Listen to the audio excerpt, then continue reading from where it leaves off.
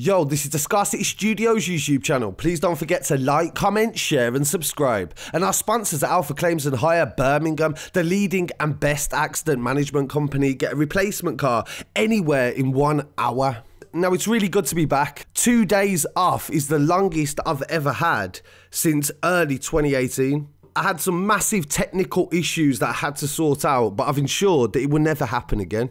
And we've got a lot of news to catch up on this week, so I'm going to jump straight into it. News that Harlem Spartans drill rapper Loski has got bail and been released from prison. He was on remand and also on trial after he was caught with a firearm in a taxi in an Uber. The drill rapper has released a preview of a new song already on Instagram and Twitter, and I couldn't help but notice that some people still don't get the use of prisons and prison guards and police officers and paramedics, how we get them to be in music videos. So this may come as a surprise to some, but you can hire prisons. There are prisons all over the country that have wings that they no longer use. Some prisons are just, they're no longer viable, and you can rent them for like a day. So you can get actors to come down. You're allowed to hire people to pretend to be police officers or paramedics. But what you'll notice is none of the uniforms are the proper uniforms. That's the one thing that you can't do in music videos that I've ever noticed in the UK, is they don't use official police uniforms, because that on its own is a crime.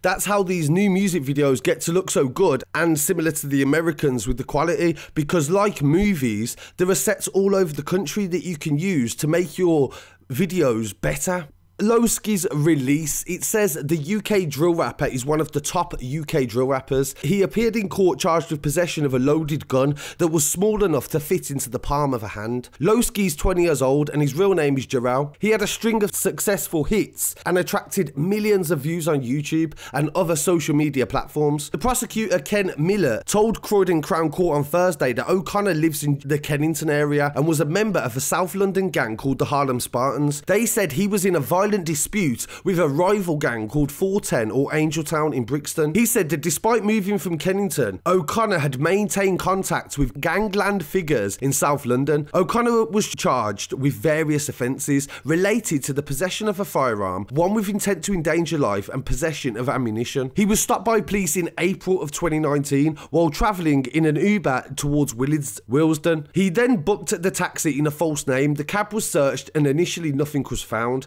but a second search found and revealed a small loaded revolver in a sock under the front passenger seat of the cab. They said it's a very small gun. He was taken to Sutton police station where he was asked to comment about the gun, asked if he was under duress and if he was a gang member. He made no comment. We suggest that there's one reason to possess a firearm of this nature, they said. It's not for shooting pigeons or foxes. It is to enable the possessor to endanger life for when the occasion arises. They said that Loski was no stranger to firearms and he had a conviction for possessing a shotgun that was found under his bed in 2015, a single-barreled shotgun. They said he continued to have an interest in firearms, and they suggest he's a leading member of the Harlem Spartans gang, and they said gun was to be used part of a continuing dispute with rival gangs. So this goes to show the extent to what the police actually know about gangs in London. It shows how much they know about the beef. It shows how much they know about the rivalries and also the revenge attacks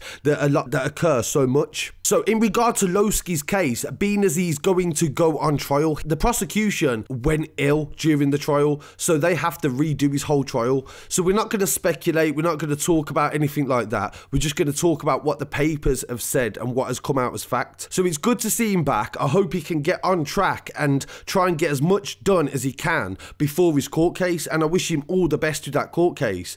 And I'll keep you updated on that story in the future. And the main story of this video, and the biggest story by far this year so far, is that unknown T from Homerton, East London, has actually been cleared of the murder of Steven Jara in Islington. He was arrested along with 3 other men, Mohammed Musse and Romani Borland, also from East London. They was both convicted for violent disorder and manslaughter, but Daniel Lena was found not guilty of murder and violent disorder. The court heard on New Year's Eve 2017, this was. A 19-year-old student held a party at her house in Bartholomew new court in Islington. Worried about the possibility of gate crashes, which is a very common occurrence in internet arranged parties, she had a guest list compiled and hired 2 door staff that were contracted to stay there till 2 o'clock in the morning. At 2 o'clock in the morning, the door staff went home, and after a short while, that is when the violence erupted between guests. Witnesses said that Mohammed Musa was at the party. He had been drinking and he was making a nuisance of himself with the female guests. The boyfriend of one of the female guests confronted Mohammed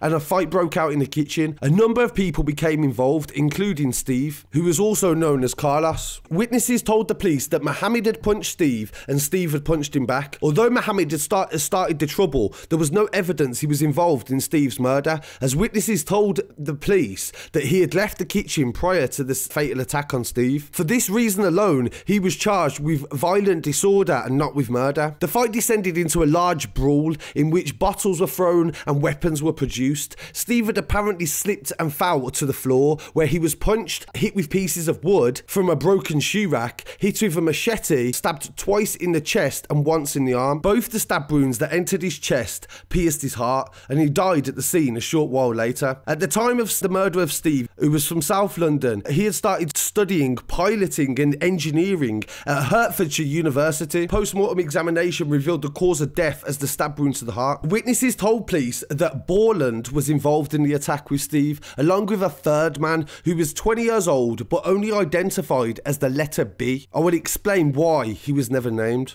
They could never determine who delivered the fatal blow. The man who was never named had apparently left the flat when the trouble first erupted and returned with a machete. He used this machete to hit Steve as he lay on the floor. However, the fatal wound was not delivered with the machete, but with a knife. Most probably a household knife that had been in the kitchen. The only motive for the attack appears to be that 3 of the friends of Mohammed got involved on his behalf. An immediate investigation began by homicide detectives from the Specialist Crime North. An immediate investigation began. A 20-year-old man who was the suspect, who was not named, was involved in the attack on Steve, they said, but was found with stab injuries himself that night. He was taken to hospital and he subsequently recovered from that attack. But this same 20-year-old man, who was only known as B, was then murdered in Hackney on Wednesday the 4th of April in an entirely separate knife crime incident. This goes to show the common occurrence of this man was stabbed